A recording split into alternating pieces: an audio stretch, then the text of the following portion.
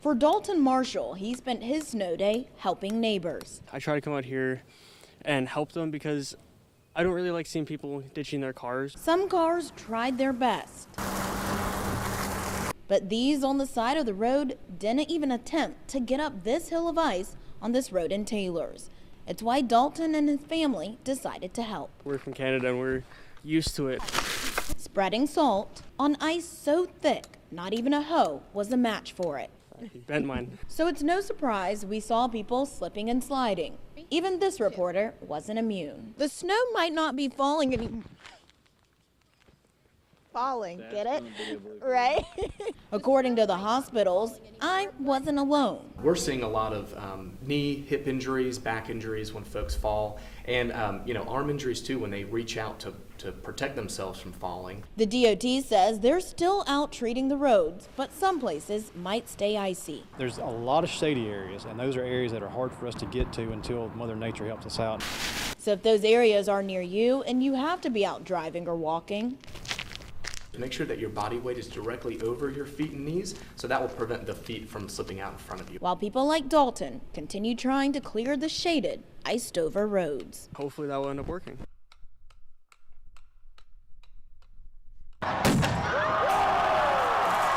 Nothing sounds quite like football season at Clemson University. And while fans are coming from all over to take part in game day fun, there are some new safety measures put in place this year. For drivers, road closures will now start Friday nights before the game. College Ave will be closed to traffic between Keith Street and Highway 93. Walk sign is on for all crossings. Police say it's due to an increase in people celebrating a day early, and those working in the area tend to agree. A swarm of people in all directions, moving in all directions. With cars moving through and not everyone paying attention, some say it's become a bit dangerous. It's definitely difficult to drive through here, so I think closing the roads is probably a necessary evil. Now, CAT buses will be picking people up and dropping them off at College Ave and Highway 93 during that time. At 2 a.m., buses will then move to Tigertown Tavern and the Study Hall. Clemson City Police, along with University Police, are working together to make sure the closures go smoothly. Anything that we can do to make the fans safer and have a great experience while they're here, we're all for that. On game day, the university is also installing 40 walk-through metal detectors that will be rotated around several gates at each game. According to Clemson's Associate Athletic Director of Event Operations, it's all part of a new pilot program costing just over $150,000. If you do set it off for any reason, we'll send you over to a secondary screening where you'll be wanded and then hopefully on into the stadium to enjoy the game.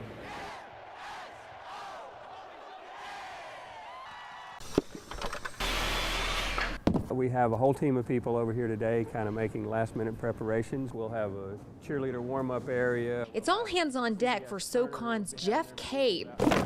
As tournament manager for the first and second rounds of March Madness here in Greenville, game day is coming quickly. We should be all set and ready to go Wednesday for Thursday morning's practices.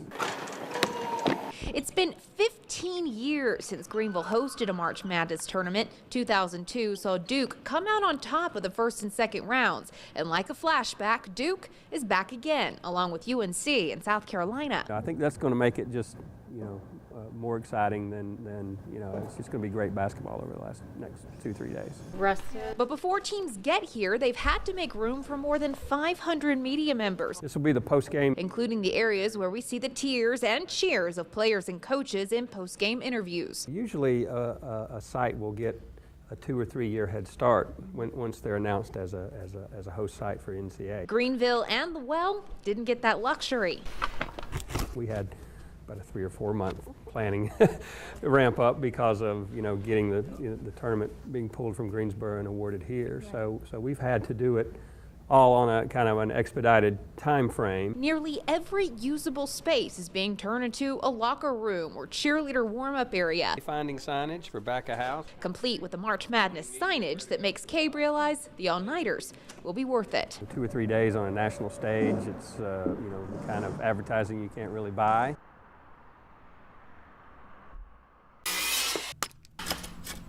It's hard to measure up to an honest day's work.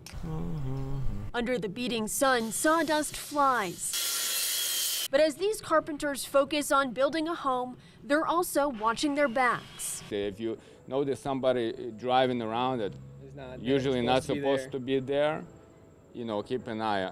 Somebody's planning something. Ears full of horror stories of colleagues losing their equipment to the hands of thieves. They were about ready to move in, so they already put a lot of tools, a lot of their personal belongings, and all that was taken like the next day. You know, they came and everything was emptied out. Not even 5-6 minutes, and you lost about $500, $600 tools in that split second. Mistakes teaching this Greenville crew a brutal lesson when working on site. I take all of my tools back home with me. Don't leave things laying around overnight, especially.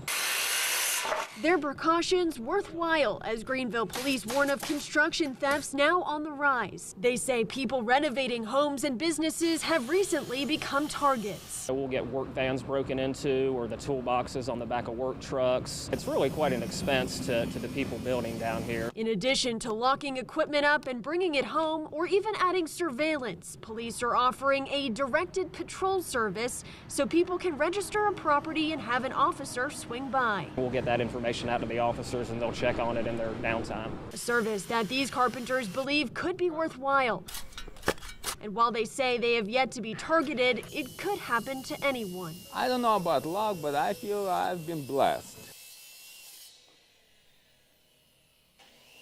With the new equipment, it'll all be built into one machine. The city of Greenville considering replacing these ticket payment machines in parking garages downtown with newer, more high-tech models. Your license plate essentially becomes your credential into the garage. Brittany Moore, who's helping spearhead the project, says the new machines come with Bluetooth and license plate reading technology. That means monthly parking pass holders will no longer need their cards. They could register plates online and drive right through. With the system, drivers could also reserve spots online ahead of big events. They could pick the garage where they would like to park based on the proximity, and then they would be able to reserve it in advance. Please insert your parking ticket.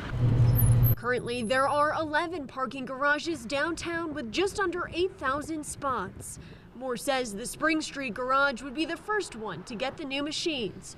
And while many like the idea of newer, faster technology, some wonder if it's worth the $3 million price tag. I can never find a parking spot when I come here, and it's just very frustrating. Several drivers wishing the money would be spent on building additional parking lots and garages instead. The issue is not a backup in the parking garages, so taking pictures of license plates and charging people that way rather than getting a ticket, I don't feel like that really alleviates any type of pain point.